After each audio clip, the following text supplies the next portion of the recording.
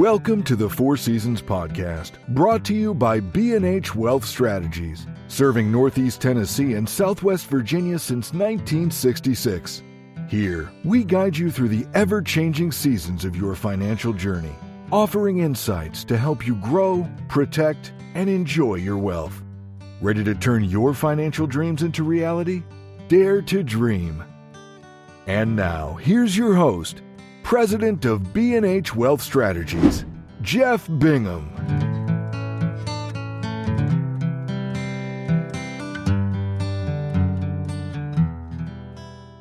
Healthcare costs can be one of the biggest surprises in retirement.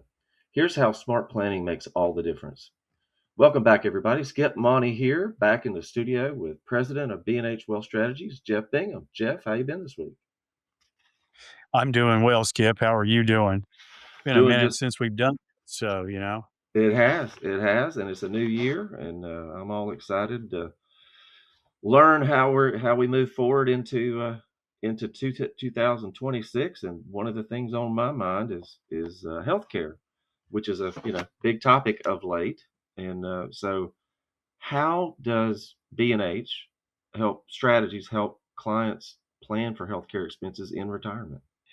First, I would say that for, you know, many or a high percentage of my clients, I mean, obviously at 65, you get Medicare and you find a Medicare supplement, and thus your healthcare cost and the way that that works for the individuals and the couples out there is really, works out pretty well, and it's not overly expensive. And you don't have a lot of costs that are out of pocket, if you will. There's not too much out of pocket costs. I mean, there still is some. There's no question.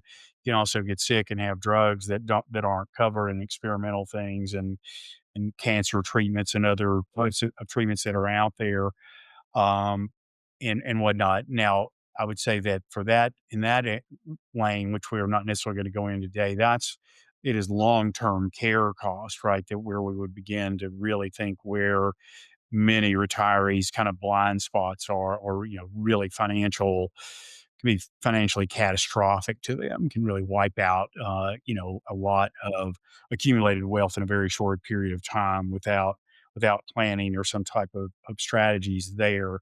We can kind of upon that, but let's back it up to planning for healthcare costs in retirement before you get to 65, because again, in this area and across the country, I'm sure too, but I deal with a lot of folks that are retiring, in their early 60s, and so they have to bridge, a gap between. I met with someone yesterday as an example that is 62 years old and is retiring, so he's got to bridge a gap to 65 before he's Medicare eligible, and he's got to cover his healthcare cost as he has left the workplace, and to get to 65. So that's a bridge of that cost could be, I don't know. We were estimating the cost between 500 to as much as maybe $1,000, and that's probably going to be coverage that is really going to be to cover mostly catastrophic care. But I've got the situation in this case is my client is a diabetic, um, so medication is expensive, and obviously necessary. So to try to dial that in. Is going to be very, very important for that person. Now, the fortunate thing about, at least in this particular instance, and many of my clients as they come in here, and my client that I'm speaking of specifically, is that he has accumulated a significant amount of wealth and should be able to cover, these costs, even if they are higher than what we estimated, if his out-of-pocket drug expenses are there. So, that's not always the case for everybody. So it is a very challenging area of folks that want to retire early before they get to 65 and get covered under Medicare. And again, I think that, again, we can talk about the merits of this at some point in time. I don't think this may not be the time or the place to do that. But as we got to January 1st with we call it Obamacare marketplace or whatever you want to call it, there is those subsidies, have expired and weren't put back in or reallocated, or funded for in the bill, the big beautiful bill, if you will. That puts that is gonna increase those premium costs out there. So there's not gonna be that, that cushion to where people had um, the I guess, the feeling, if you will, for lack of a better term, that this healthcare cost that didn't cost them anything for healthcare, right? Because it was covered by the subsidies from through the Obamacare or the marketplace healthcare that was out there. And so now, we've heard about all these premiums are going to double, they're going to do all these things. And so, but however, what I would say, nothing is free. So even though we might not have been those that were being covered under marketplace, and I know a number of people have, I have a number of clients that have been covered and used that, that bridge, if you will, that was out there and that opportunity to do that with. And now as that's expired, so the merits of that, we can have a conversation about that. But, but you still have to fund it. You still have to figure out a way to pay for this healthcare cost as it stands right now. So those are big challenges that are there, but they aren't challenges that can't be overcome, in my opinion. Because again, you can go to the marketplace, you can go into the open market as well and find insurance off sometimes. And then there are also, kind of co-op groups. I mean, through Good Samaritan, a lot of Christian ministries in various places where there are other insurance opportunities that are out there where you kind of have a collective of folks that are out there and you basically self-insure, like many corporations do. So you find groups of people that have commonality, that come together and kind of form a health insurance group. And I have some friends that have done that as well. There are options that are out there, so don't completely despair and kind of think, "Oh, just throw your hands up in the air and think there's no way to get around this." There definitely are opportunities, that are out there. It takes some digging, and it's gonna cost, you are gonna have some expense in that, so. Wow. Well, I was going to ask, what role does Medicare play in your planning process? Well, Medicare, I mean, plays, for retirees, that at 65, Medicare is is your primary insurance coverage. And then you go out into the open marketplace and get a supplement. I mean, that's where, I know it's hard to believe that I'm the age that I am, but I went on Medicare last year. And so had, then got a supplement to go along with that. And Medicare works, it does work very well for the insured, so for retirees and those that are covered under Medicare, it works quite well. It doesn't necessarily work, again, you kinda go if you and I don't wanna pull this thread back and kinda look at healthcare, in depth. I don't think this is the podcast to do this on because we're talking about, kind of bridging the gap and making sure that we have some coverage that's there. But Medicare doesn't, the medical facilities, the practices, the centers, and who is in your network and all those kind of things. There's a lot of tentacles to Medicare, and docs and hospitals are kind of don't get reimbursed at the same levels that they might from other insurance companies, for those that are on Medicare and individuals and whatnot. So, it's just part of a whole system that's kind of that's kind of screwed up. In my opinion, I can't sit here and tell you that I know what the fix is, but I know it's a mess. Um, but but going back to your original question, Medicare is a plays a vital role in healthcare coverage for retirees. I mean, it is the coverage for retirees in this country as we know it today. So you mentioned that you just moved to Medicare with a supplemental plan. Do you recommend supplemental insurance or saving strategies to cover those gaps? Yeah, I mean, you're gonna go find some type of supplemental plan, and I'm not anywhere close to the expert. I would send my clients to folks that kind of work in this specifically. I mean, I know what their needs are, and so when you're dialing in a supplemental healthcare plan with your Medicare, you're kind of looking at it's a one size fits one when you're looking at that, if you will, and I use that term a lot because you're looking at your specific healthcare needs. Like, if you're a diabetic and as an example, and you have a lot of prescription, you know, pharmaceutical needs and that cost is high, then you've got to find a supplement and you're going to pay a little bit more for that supplement, but you're going to contrast that with how much money that's going to save on what you'd be paying out of pocket for the drugs that you need. So you shop for that, and it's kind of a alphabet. Literally, it's an alphabet soup of supplemental coverages that are out there. But that's unique to each individual. That's again that one size fits one.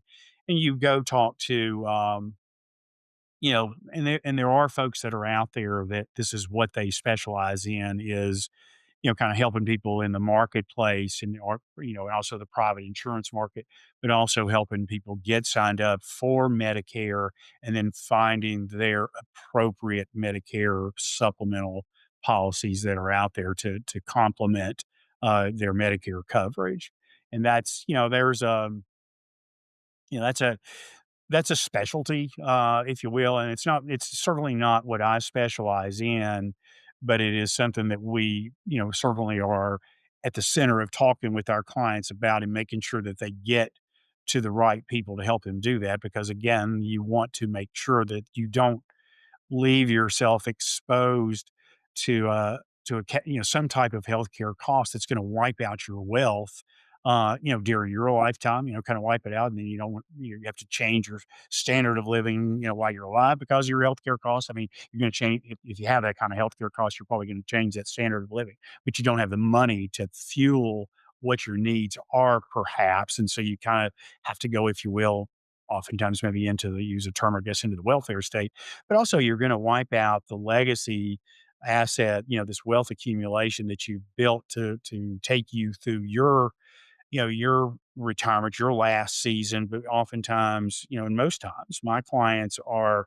aiming to pass along generational wealth. So you don't want that generational, that legacy, wiped out because of improper planning as it relates to, kind of those healthcare costs, whether it be, some type of illness, sickness, or even long-term care, as we were talking about a few minutes ago, which is certainly one of the very large, cost and vulnerabilities of folks that are out there because, Medicare supplemental costs, none of the Medicare or supplemental plans to Medicare do not take care of any long-term care needs for any extent at all. Long-term care insurance policies of various descriptions that are out there they come in a variety of descriptions. Probably, maybe something that we ought to, maybe entertain and talk about, in the, on a future podcast, because again, that is a that is a vulnerability, a blind spot, if you will, that, that you can identify that blind spot, and oftentimes you can insure for that. Now, again, depending on the health and everything that you're looking at, a lot of times people wait too late to start thinking about that. So it's you want to start as early as you can. I mean, again, you think about what a long-term care policy is, or an insurance policy is that during your working lifetime, you want to cover the with a disability income policy, right? So if you become disabled, physically or mentally incapacitated, that you've got something to replace your income during work. And when you move out of the workplace, what you need is a long-term care policy, because if you become, mentally or physically incapacitated then, and then you have to have, you know, a significant amount of care right around the clock in a facility or home, health care and those kind of things, and you need to you're going to pay it out of either going to pay it out of pocket or you're going to be insured. I mean, our old adage that we used to do when we would do seminars and whatnot, uh, all the time is that when you think about long term care, you either need to be rich, you need to be insured, or you need to be broke. Because if you're broke, Medicare will cover, or Medicaid, not Medicare, Medicaid will cover, the cost of long term care, but you basically have to wipe your assets, down to about zero, not completely, but you go through a spin down before you get eligible for that. And, most folks don't want to do that. So you want to try to do some planning in advance of that if at all possible. So, here's what I want to say. And just to give you an example, kind of really quickly back to summarize, when we're talking about healthcare costs and how do we plan for those during retirement with our clients. So we look at, um, like the client I was talking about that I literally met with yesterday afternoon, who had a kind of a disruptive, thing happen in the workplace. So he left, rather abruptly, quicker than he thought he was going to leave. Fortunately, he is in a very good financial condition to be able to absorb the shock of getting laid off sooner rather than later, if you will, before he planned on leaving. He's gonna go and have to find this long-term care. But when we were even months before we were doing this and we were looking at his potential retirement now versus at age 65 when he would have Medicare, what we had done is that we looked at his income needs, and then we planned not a long-term care, but a health insurance cost of of six to $7,000 a year of cost that would be out of pocket in that he would have to pay for that health insurance, premium plus his other standard of living and his needs and his wants that were in there. So we've already looked at that. So we do that with everybody that we're sitting down and talking with. So we can find a way to ensure, that gap to Medicare if you want to retire under 65. Find an avenue to do it, look at the cost of what that's going to be to do that, at least do it the best we can on estimating that cost, inflating it, et cetera, and then putting that into the budget and into the cash flow analysis that we would do. And you want to have that information before you ever walk out of the door, and before 65 and retire. And so that's something that we do every single time when we're looking at folks that are retiring early. And I mean early before age 65, kind of the quote unquote standard, retirement age in the United States, I guess. Well, perfect example, though. Perfect example. Thank you for that. And thank you for walking us Yes, through how healthcare planning can fit into retirement strategies. We appreciate it. absolutely. Thanks for tuning into the Four Seasons podcast, brought to you by B&H Wealth Strategies, where your financial success is our priority. Schedule your free 20-minute consultation today by calling 423-247-1152 or by visiting bhretire.com. Take the first step toward making your financial dreams come true. Until next time, remember, every season is the right season to plan for your future. Securities and registered investment advisory services offered through Silver Oak Securities, Inc., member FINRA SIPC. B&H Wealth Strategies and Silver Oak Securities, Inc. are not affiliated.